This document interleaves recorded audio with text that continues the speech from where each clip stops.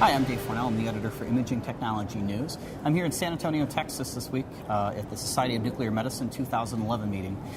Today I'm here with Dr. George Segall. He is the new SNM president, and he is professor of radiology at Stanford University and chief of nuclear medicine at the VA Palo Alto healthcare system. And I wanted to find out from you what some of the trends are at this year's show. I think the biggest trend is hybrid imaging. We heard two excellent talks at our plenary session, one on PET-MR and one on time of flight in PET-CT systems. Mm-hmm. And it really indicates the importance of hybrid imaging to nuclear medicine and radiology, and it's the future for both of our specialties. Do you see a lot of applications for PET-MR in the future? Absolutely. PET-CT is an excellent modality, but it doesn't do as well as PET-MR for cancers of the head and neck, looking for primary lesions, cancers of the breast, tumor in the liver, musculoskeletal tumor, and tumors in the pelvis. I think these will be big gains if we can get PET-MR in the clinic.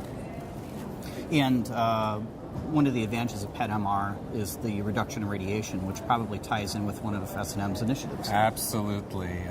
Radiation exposure is a public concern. It's a concern to all of our professionals, and obviously I think we can reduce the total radiation exposure from a PET-MR exam to about half or maybe a third of what it might be from a PET-CT exam, depending on the protocol we use.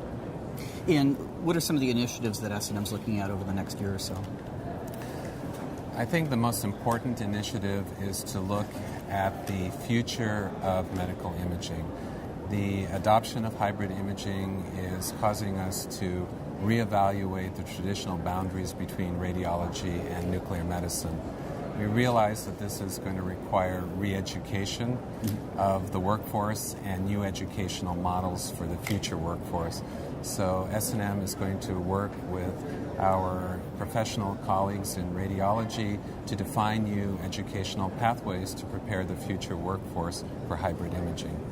One of the things I've seen as a trend at SNM this year seems to be an interest in amyloid plaque imaging. You're absolutely right. Amyloid imaging is a big advance in molecular imaging because of the prevalence of Alzheimer's disease in the aging population.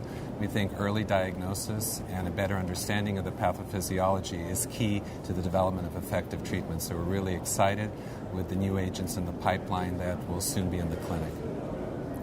And what about some of the new agents that are going to be coming out, some of the new tracers? Is there excitement about these coming out? Absolutely. We haven't seen a lot of new tracers in the previous decade, but there are a lot in the pipeline. There is a new PET-CT agent for myocardial perfusion imaging that's fluorine-based, that is going to make it more practical and feasible to do PET-CT myocardial perfusion imaging in the clinic. There are new tracers in oncology that is going to expand our diagnostic capability for tumor detection. Great. And then you're also chairman with a committee that's looking at nuclear imaging for the future, and I wanted to see if there's anything you could share about any predictions. I am, in fact, the chairman of the 2020 Nuclear Medicine Molecular Imaging Task Force, which was formed to look at the future of medical imaging. The introduction of hybrid imaging and the emergence of molecular imaging as an important discipline has presented a number of challenges and opportunities. How best to use this technology? One of the challenges is the education to operate and to utilize multimodality imaging. In the past, the model has been training to become expert in one field of imaging, whether it's nuclear or non-nuclear technologies, but I think the paradigm is changing, and that professionals, be they technologists, physicians, or other professionals, are going to be trained in multimodality imaging. My understanding is that when PET-CT first emerged, that it was known as the great unifier in the radiology department, because also you had these specialties that came together that previously hadn't worked together. It created definitely an opportunity for closer collaboration, and it was a unifier, but it presented a lot of challenges, and those challenges were educational mainly. radiologists needed to become familiar with functional imaging, and nuclear medicine physicians needed to become more familiar with anatomic imaging, and the same was true for the technologists.